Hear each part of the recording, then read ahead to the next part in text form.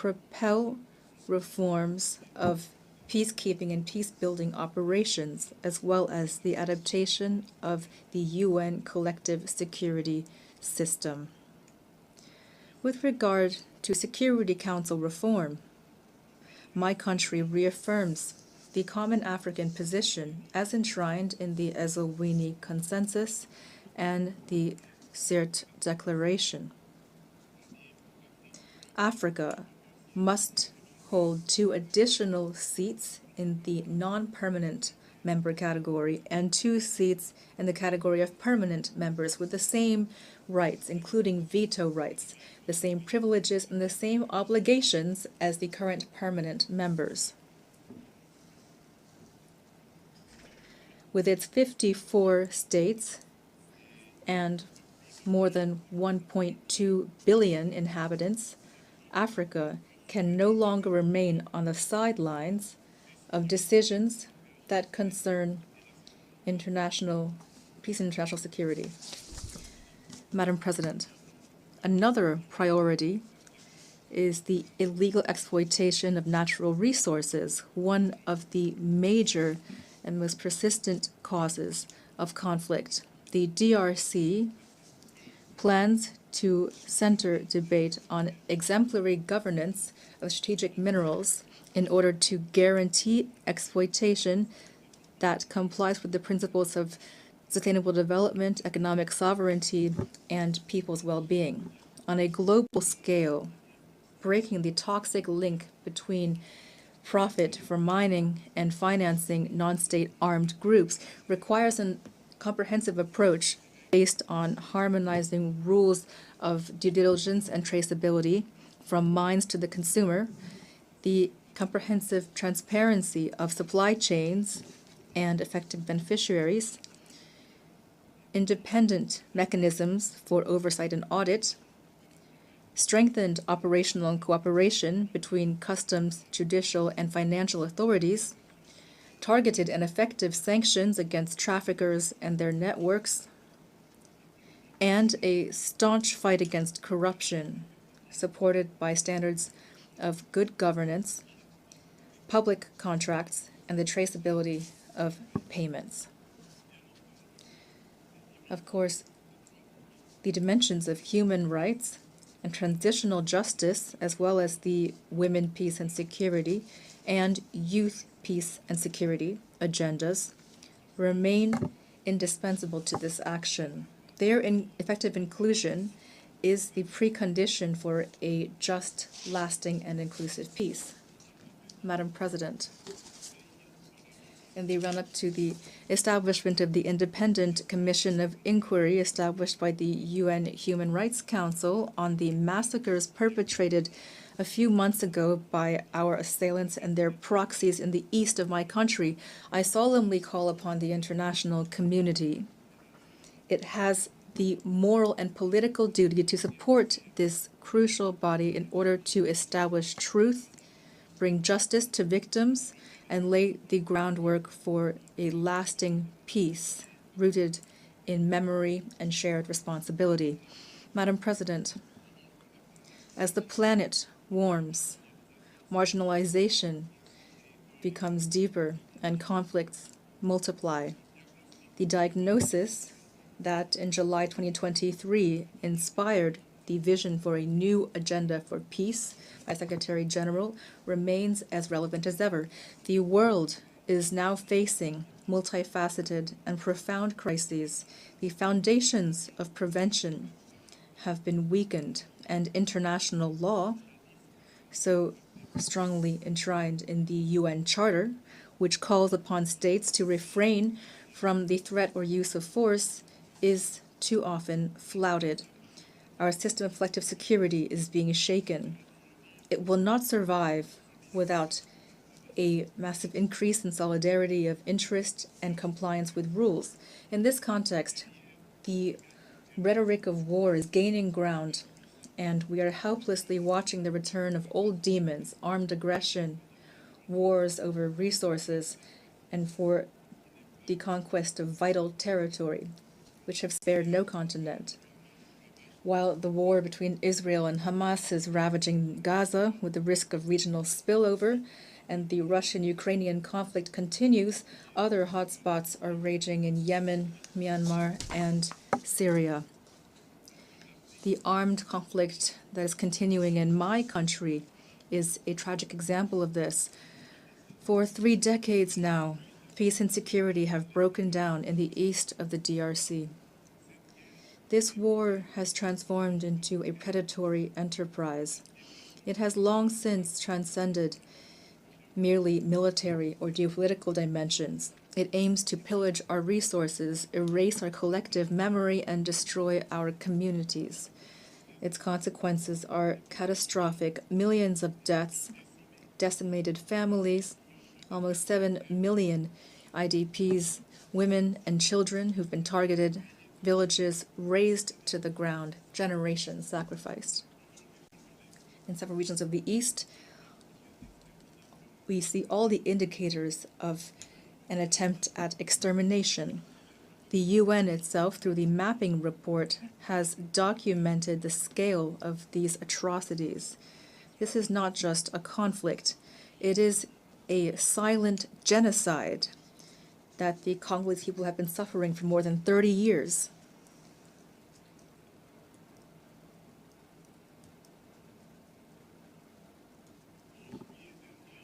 In July, more than 300 civilians, including 48 women and 19 children, were massacred in the territory of Rutshuru by the AFC and M23 with the support of the Rwandan Defense Forces. These crimes are not isolated incidents. They are part of a gruesome whole. I thank the United States for taking the initiative last month of convoking an extraordinary session of the Security Council to examine these massacres, which were documented by Human Rights Watch. To end this conflict, the Security Council, in Resolution 2773 of February 21st, 2025, called for the withdrawal of M23 from the cities of Goma and Bukavu and from all the areas under its control, as well as for the dismantling of the parallel administrations established in violation of the sovereignty of the DRC, as well as an end to all assistance, direct or indirect, to M23. Here I commend the leadership of President Donald Trump, who paved the way for a dialogue that led to the signing on June 27, 2025 in Washington of a peace agreement between the DRC and Rwanda. This agreement explicitly requires that Kigali carries out a complete and verifiable withdrawal of its troops and lifts so-called defensive measures. It also calls for the disengagement, disarmament, and conditional integration of non-state armed groups within the armed forces of the DRC and the Congolese National Police, the establishment of a joint mechanism of security coordination, as well as a provision guaranteeing respect for territorial integrity and a cessation of hostilities. The withdrawal of Rwandan troops, the end of their support to M23, and the restoration of the authority of the Congolese state over all the occupied areas are non-negotiable conditions for a real peace. I call upon the United Nations to ensure the strict enforcement of this agreement, which is now critical to the implementation of the aforementioned resolution. Until these decisions are carried out, the blood of innocents will continue to flow. In the same vein, the DRC and the AFC M23 signed on July 19, 2025, in Doha, a declaration of principles that commits the parties to strive together toward a peaceful solution. I would like to thank His Highness the Emir of Qatar, Sheikh Tamim bin Hamad Al Thani, for his dedication and commitment to peace in the DRC and in the Great Lakes region. Lastly, I express my deep appreciation for the coordination provided by His Excellency for Eso Zimna Nyasimbe, President of the Council of Ministers of Togo as part of the Lomé process. This dynamic emerges from the convergence of the efforts of the Luanda process, which have been constantly led by His Excellency João Manuel Gonçalves Lourenço, President of the Republic of Angola and acting President of the African Union, current President of the African Union, as well as the Nairobi process facilitated by His Excellency Uhuru Muigai Kenyatta, former President of the Republic of Kenya. Together, these initiatives have laid the groundwork for a unified mechanism of regional facilitation. This momentum is something we hope to maintain to preserve continental cohesion, strengthen coordination between African initiatives, and establish a harmonized framework for action in order to restore lasting peace to the east of the DRC. Our goal remains unchanged: to bring about just, lasting, and verifiable peace, not just an empty and ephemeral period of calm, which for almost 30 years now has too often disappointed our people. We expect that the international community to stand on the side of right with constancy and courage. That is how truth will win out over impunity, and that peace will become possible. Madam President, the diplomatic process being carried out with all parties to the conflict is in no way incompatible with justice and reparations.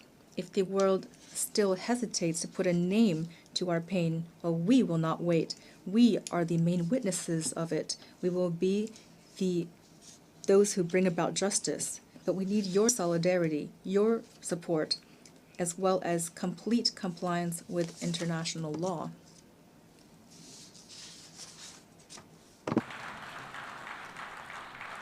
La République démocratique. The DRC does not need charity or condolences.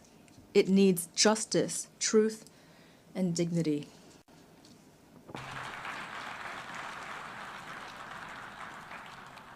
Notre pays. Our country is doing its part. We've signed peace agreements, agreed to dialogue, made commitments toward reconciliation. But a false peace based on impunity and forgetting is only a precarious truce. History will not judge our speeches, but our ability to recognize mass crimes, including genocide, and to end impunity. Madame la Présidente.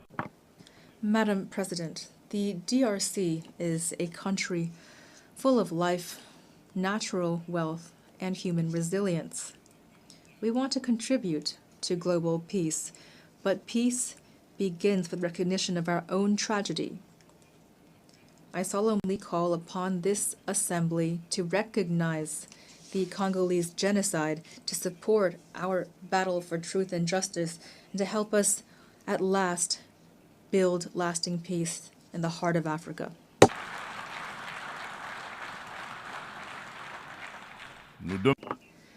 We call upon the UN to establish a regime of targeted sanctions against perpetrators of economic crimes as well as war crimes, crimes against humanity, and crimes of genocide that have been committed in the east of my country. We call upon the UN to support all actions that aim to curb illicit supply chains in minerals, which for decades now have been financing war and human tragedy.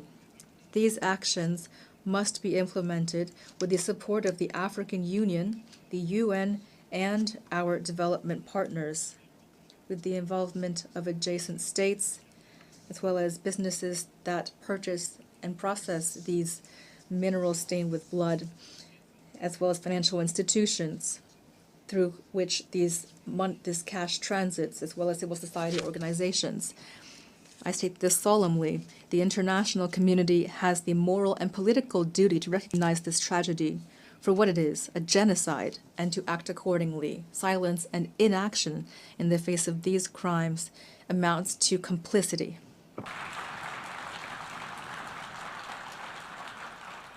nous demandons We call for the immediate establishment of an international commission of inquiry that is independent and sufficiently funded to establish truth, bring justice to victims, and break the cycle of impunity that has been fueling this tragedy for decades. Madam President, terrorism remains a serious threat to peace and international security. No region of the world has been spared. After Asia, Western Europe, and North America, this scourge has become rooted in Africa and is destabilizing several sub-regions. Al-Qaeda in the Islamic Maghreb, although eroded by international action, maintains some capacity in gray zones and is spreading its influence. Boko Haram in the north of Nigeria and Al-Shabaab in Somalia maintain significant territorial control. In Central Africa, after the devastation caused by the Lord's Resistance Army, or LRA, led by Joseph Kony, the northeast of the DRC is suffering under the Allied Democratic Forces, a Ugandan terrorist group that has sworn allegiance to the Islamic State. These extremist groups have left behind them in their wake a devastating toll of loss of human life and continue to threaten regional stability. A member of the Global Coalition Against ISIS, the DRC calls on the UN to more staunchly implement the recommendations of this coalition and the Akaba process, that is to say, the sharing of intelligence, curbing of financing, combat against propaganda and sanctuaries for terrorism, as well as increased support to victim communities while fully respecting international humanitarian law. Madam President, as we face a climate crisis, the Paris Agreement remains a crucial legal framework for the accountability of states when it comes to emissions and adaptation to limit warming to 1.5 degrees Celsius. Thus, the DRC has adopted its National Adaptation Plan 2022-2026. We have committed to stopping and reversing deforestation and forest degradation, land degradation by 2031, while promoting sustainable development and inclusive rural transformation.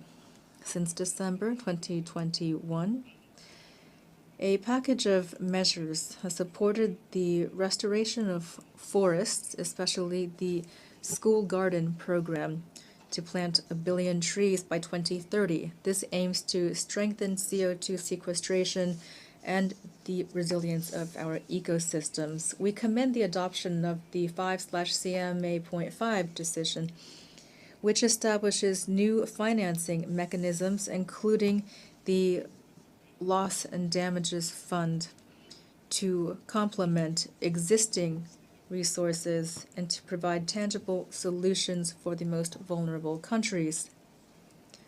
With our unique environmental capacity, the DRC is at the heart of these solutions. It's prepared to mobilize its natural assets to protect the global climate, as long as financial commitments are predictable, accessible, and commensurate with environmental and human imperatives. Madam President, allow me also to address the issue of energy challenges and the protection of our ecosystems. I'd like to recall that the Congo Basin is home to the second largest tropical forest in the world, considered by many scientists to be the largest land-based carbon sink, as well as a vast hydrographic network dominated by the Congo River, the second largest in the world in terms of throughput.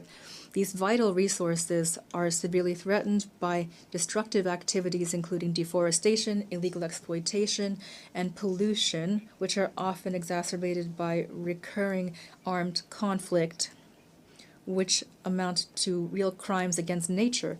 That is why the DRC supports the initiative spearheaded by Vanuatu, Fiji, and Samoa to establish at the international level ecocide as a crime in order to punish illicit acts and arbitrary actions that cause severe environmental damage. Madam President, the adoption of the Pact for the Future recalls the necessity of accelerating the implementation of the SDGs 5 years before the deadline of 2030.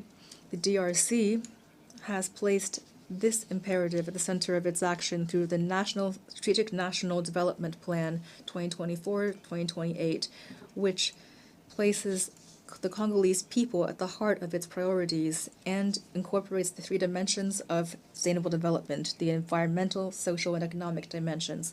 This plan is based on clear guidelines, including strengthening democratic governance and security, modernizing infrastructure and the business environment, protecting the environment, and guaranteeing access to essential social services, including water, sanitation, education, healthcare, electricity, and so forth.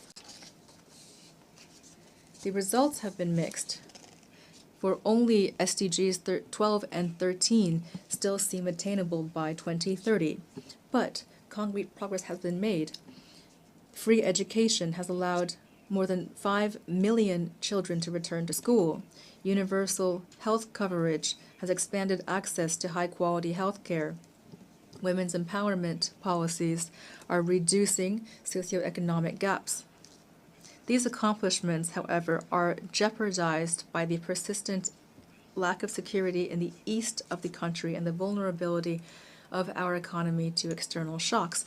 Our economy, therefore, must transform in order to become a driver of sustainability and prosperity. My country is a solution to climate challenges. My country plans to make full use of its forests, its biodiversity within a climate economy that is turned toward a green, resilient, low-carbon type of growth. In this regard, the Grand Inga project, one of the largest hydroelectric complexes in the world, embodies our ambition and strengthens the position of the DRC as a country of solutions. It provides clean, competitive energy to provide electricity to our territory, to decarbonize our industries, to support regional energy integration, and to pave the way for new applications, including green hydrogen. This trajectory is based on developing integrated carbon markets, attracting responsible investment, and creating decent jobs and sustainable livelihoods for our communities. However, there remains one major obstacle: financial constraints. The growing burden of African public debt combined with illicit financial flows is reducing our room for maneuver. The additional needs for achieving the SDGs in Africa have been estimated at $1.6 trillion. At the same time, illicit capital flight is undermining our currency and our macroeconomic stability. Hence, the need for urgent reform of the international financial architecture in order to guarantee that developing countries have fair and predictable access to concessional financing that is aligned with their national trajectories, including through a better channeling of special drawing rights, capitalization of multilateral development banks, as well as counter-cyclical cash flows and a strengthened fight against illicit flows. Madam President, since I took up my post in my country, the DRC, I have pushed for a new dynamic in public affairs that includes systematically the gender dimension at all levels to ensure heightened presence of women in decision-making bodies. For example, the percentage of women within the government has risen from 17% in 2019 to 32% in 2025.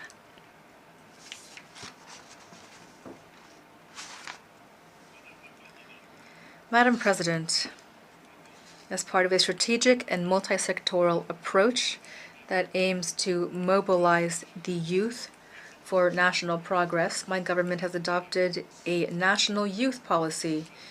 This demonstrates the commitment of our state to ensure full participation of young people in the life of our nation, and that to make sure it is a priority, a cross-cutting priority associated with clear and measurable goals.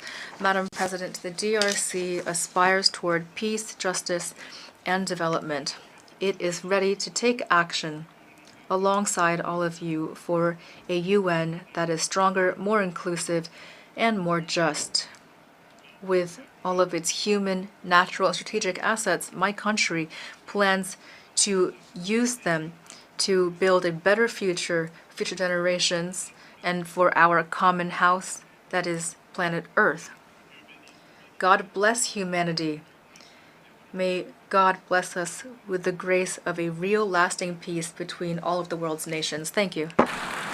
On behalf of the Assembly, I wish to thank the President of the Democratic